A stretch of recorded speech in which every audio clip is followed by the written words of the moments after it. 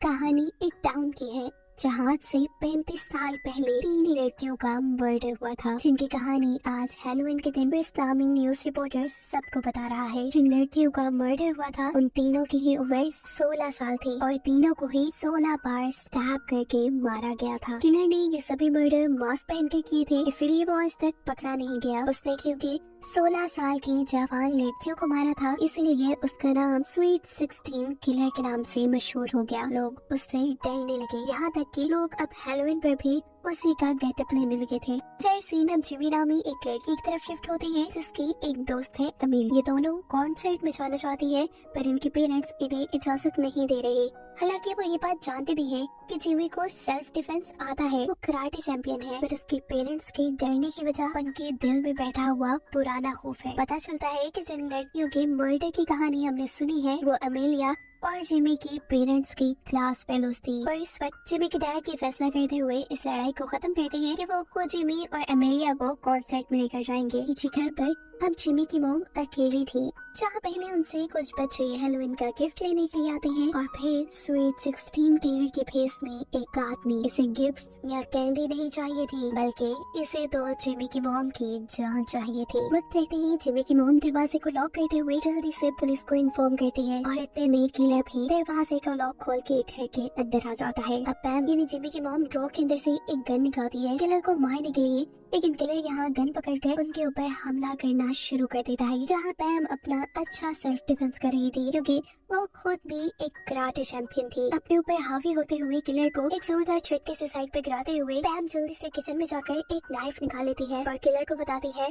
कि तुम यहाँ से चले जाओ वरना पुलिस आने वाली है। ये सुन किलर भी थोड़ा घबरा जाता है, वो अब यहाँ से जाने के लिए पीछे मुड़ गया था। पैम को लगा कि किलर जा चुका है, लेकिन तभी अचानक किलर पीछे से पैम के ऊपर हमला करते हुए उसे कई मरतबा स्टैब करके मार देता है। किलर यहाँ से भाग जाता है और यहाँ पुलिस आ जाती है। न्यूज रिपोर्टर क्रिस सबको बताता है कि पैम को भी 16 मरतबा स्टैब करके मारा गया है, यानी स्वीट 16 किलर वापस आ चुका है। जेमी भी तब अपनी मॉम की मर्डर की वजह से काफी दुखी थी। अगले दिन स्कूल में ऑफिसर्स जेमी ने अपने टाइम में वापस आना था। जेमी के टाइम में यानी फ्यूचर में दिखाया जाता है कि जेमी के गायब होने पर उसके डैड के साथ बहुत से लोग परेशान हैं। पुलिस ऑफिसर्स उसे ढूंढने की कोशिश में है, जहाँ अमेलिया ऑफिसर्स को बताती है कि जेमी मेरी बनाई टाइम मशीन के जरिए पास्ट में जा चुकी है, सिवाय न्यूज रिपोर्टर क्रिस के। यहाँ पास्ट में दिखाया जाता है कि अमेरिका की मोम और जिमी अब उस पार्टी में आई है जहाँ पर पहला मर्डर होगा। वो यहाँ आकर पैम यानी अपनी मोम के ग्रुप को बताती है कि आप लोग संभल के रहिए, आप लोग के इर्द गिर्द खतरा है। पर ये लोग तो उसकी कोई बात नहीं सुनते और उसका मजाक उड़ाते हुए उसे यहाँ से बाहर निकाल देते हैं। लेकिन फिर भी जेमी हार नहीं मानती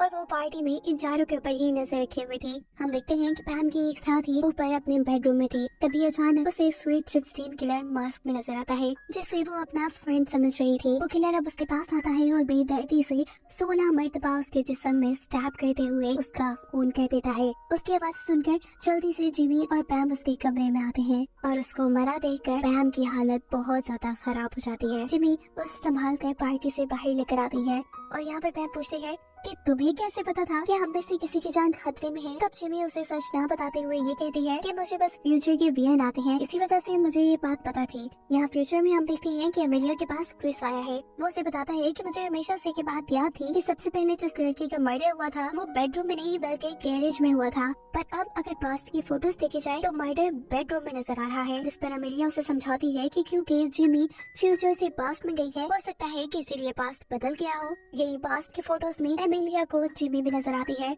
और कुछ ही देर बाद उसे जिमी का एक मैसेज भी मिलता है जिसमें उसने लिखा था कि तुम्हारी टाइम मशीन के अंदर एक कंडक्टर की कमी थी। जिसके बाद अमेलिया दोबारा टाइम मशीन बनाने में लग जाती है। पास्ट में हमें दिखाया जाता है कि जिमी अपनी मॉम के ग्रुप के साथ है, सभी अपनी फ्रेंड की मर्डर की वजह से उदास हैं और यहाँ जिमी उन्हें आइडिया देती है एक पार्टी करने का यहाँ से कहीं दूर जाकर। अब इसी टाइम उनकी क्लास स्टार्ट हो जाती है और जिमी यहाँ एक ऐसी लड़की के पास बैठती है जिसकी राइटिंग उसे बिल्कुल अपनी मॉम की किलर की राइटिंग जैसी लग रही थी। अब अगले दिन ये लोग पार्टी करने के लिए जिस घर में आए थे, जेमी देखती है कि ये वही घर है जहाँ पे दूसरा मर्डर हुआ था। पैम के ग्रुप ने यहाँ पे अपने दूसरे फ्रेंड्स को भी बुलाया हुआ था। सभी स्विमिंग पूल में काफी एंजॉय कर रहे थे, जबकि दूसरी तरफ जेमी काफी परेशान थी क्योंकि किलर का अभी तक उसे कोई सुराग नहीं मिला था। आज जिस लड़की का असल में मर्डर होना था उसके रूम में पैम की एक दूसरी फ्रेंड लेटी हुई थी, जहाँ किलर अब उसे मारने के लिए आ जाता है। वो उससे बचने के लिए वहाँ से भागती है और सभी को उसका शोर सुनाई दे जाता है। ये सब लोग वहाँ आ जाते हैं, लेकिन इससे पहले कि ये लोग कुछ कर पाते उस लड़की को बचा पाते, वो किलर 16 बार स्टैब करके इस लड़की को मार चुका था। पास में जिमी और जिमी के डैड इस किलर को पकड़ने की कोशिश करते हैं, लेकिन ये किलर बड़ी ही आसानी से दोनों को मारकर गिराकर यहाँ से भाग जाता है।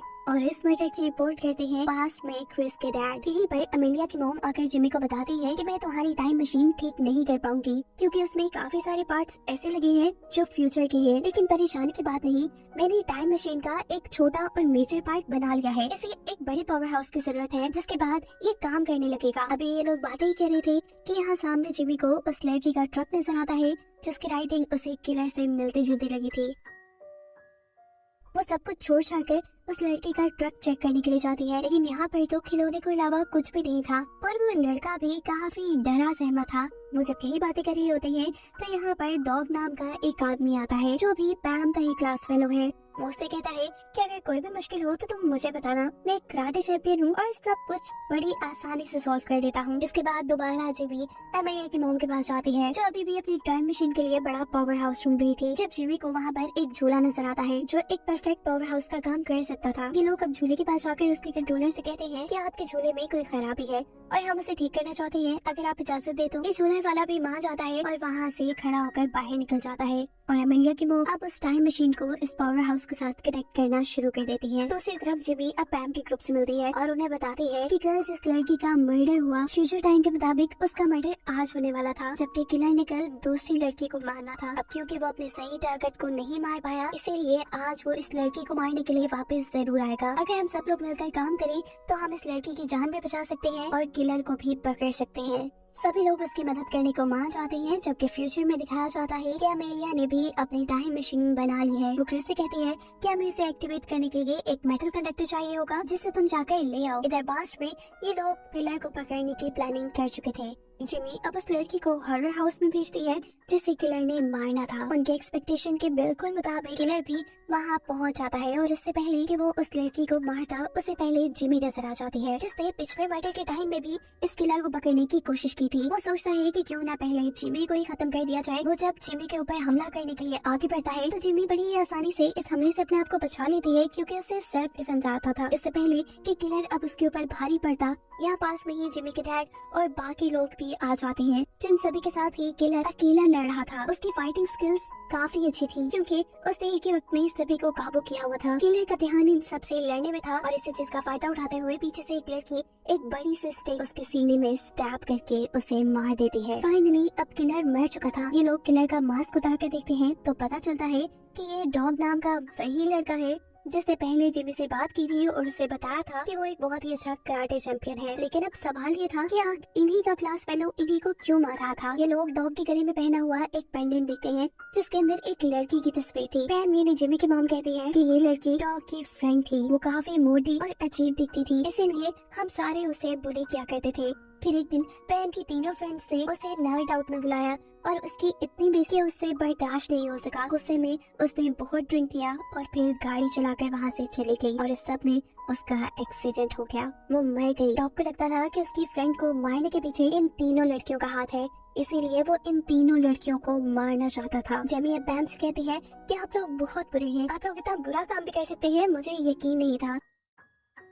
पैम कहती है नहीं मैं नहीं, मैं उस दिन पार्टी में भी नहीं थी। लेकिन जेमी उसकी कोई भी बात सुने बगैर वहाँ से बाहर चली जाती है। उसे अफसोस हो रहा था कि पैम जैसी बुरी लड़की उसकी मॉम है। अभी ये लोग यही बातें कर रहे होते हैं कि स्वीट 16 के लड़के फेस में कोई और आदमी आकर पीछे से तीसरी लड़की को भी मार देता है, जिसकी जान अभी जेमी ने बचाई थी। इसे देखकर ये सब लोग डर जाते हैं और जेमी बताती है कि असली किलर को हम मार चुके हैं। मुझे लगता है कि ये किलर फ्यूचर से आया है, अमेलिया की टाइम मशीन का इस्तेमाल करते हुए। यहाँ सीन कट होकर दिखाया जाता है कि फ्यूचर में अमेलिया का मर्डर हो चुका था। यहाँ पास्ट में दिखाया जाता है कि फ्यूचर से आए हुए इस किलर ने जाकर पास्ट के टाइम रिपोर्टर को यानी क्रिस के डैड को भी मार दिया था। इसी सारी अफरा तफरी के अंदर अमेलिया की मॉम टाइम मशीन को एक्टिवेट कर देती है और जेमी से कहती है कि तुम तो एटलीस्ट अपने टाइम में वापस जाओ, अगर तुम्हें यहाँ कुछ हो गया तो सब कुछ बर्बाद हो जाएगा। जेमी टाइम मशीन के अंदर आ जाती है और किलर उसे भी मारने के लिए टाइम मशीन में आ जाता है। वो यहाँ जिमी को मार ही देता, पर इतने में पैम यहाँ पे आती है और वो पीछे से किलर का गला पकड़ लेती है। किलर ने एक ही झटके में पैम से अपनी जान छुड़वा ली थी। अब ये दोनों किलर से लड़ने की कोशिश में थी, लेकिन किलर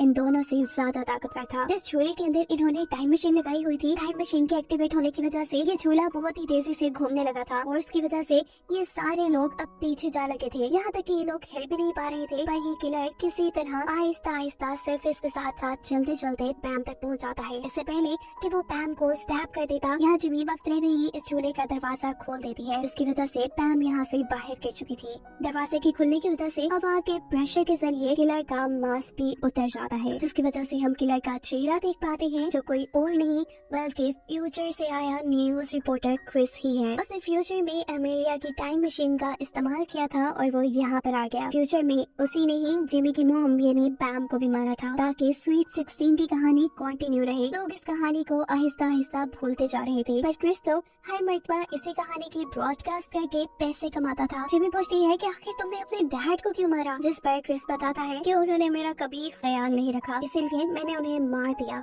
इससे पहले कि इस टाइम मशीन के अंदर अब जिमी मारी जाती, जिमी एक नील गन का इस्तेमाल करते हुए क्रिस को ही मार देती है और दिखाया जाता है कि फाइनली अब जिमी पहुंच चुकी है अपने टाइम के अंदर। घर आने पर वो देखती है कि उसके मॉम डैड दोनों सही सलामत थे, यानी उसने फाइनली पास्ट को चेंज करके अपनी मॉम की जान बचा ली थी। यहाँ पर अब अमेलिया की मॉम जिमी से मिलती है और उसे एक साइड में ले जाकर बताती है कि मैं आज बहुत नर्वस थी, मैं जानती थी कि आज ही टाइम मशीन तुम्हें इस टाइम में लेकर आएगी और मैं नर्वस इसलिए थी कि अगर उस टाइम मशीन के अंदर से किलर भी निकला तो क्या होगा, इसीलिए तो मैंने अपने पास एक गन भी छुपा ली थी। वो अब जिमी को एक बुक देती है जिसके अंदर वो सारी चीजें रखी हुई थी जो उसके पास्ट में जाने की वजह से इस टाइम में चेंज हो गई थी। या इस टाइम में यानी फ्यूचर में जिमी का एक भाई भी है जिसका नाम उसके पेरेंट्स ने जिमी रखा था और असल में जिमी का नाम अब चेंज हो चुका था। और यही सब बताते हुए ये कहानी यहाँ पे खत्म हो जाती है।